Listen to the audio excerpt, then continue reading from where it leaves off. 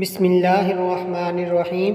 تصوف کا اصل یہ ہے کہ فرائض کو نوافل پر مقدم رکھا جائے۔ عیب گوئی اور عیب جوئی بدترین خصلت ہے۔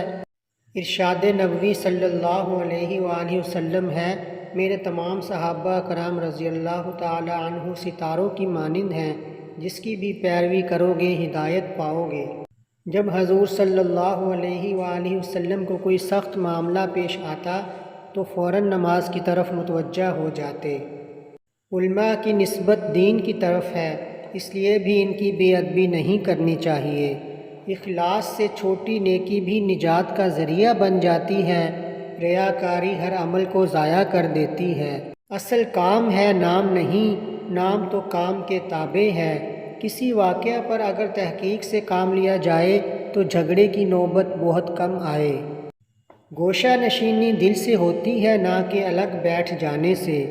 اپنے متعلقین کی جانچ کرتے رہنا ضروری ہے، نہ کہ تجسس۔ مال اور عقل ایک دوسرے کو لازم نہیں۔ سورۃ ملک کی تلاوت مغفرت کا سبب ہے۔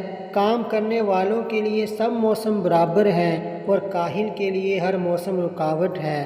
موت کے لیے وقت مقرر ہے، عمر مقرر نہیں۔ ترقی درجات کا مدار اعمال پر ہے، نہ کہ احوال پر۔ خدا نے زبان میں ہڈی نہیں رکھی۔ زبان کا زخم تلوار سے زیادہ گہرا ہے۔ جب زندگی کا بھروسہ ہی نہیں، پھر فریضہ حج میں تاخیر کیوں؟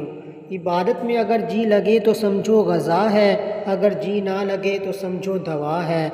مال کا نہ ہونا بزرگی نہیں، دل میں دنیا نہ ہونا اصل بزرگی ہے۔ ہمارے چینل کو سبسکرائب کریں اور لائک کریں تاکہ تازہ ترین ویڈیو کی اطلاع مل سکے۔ اللہ حافظ۔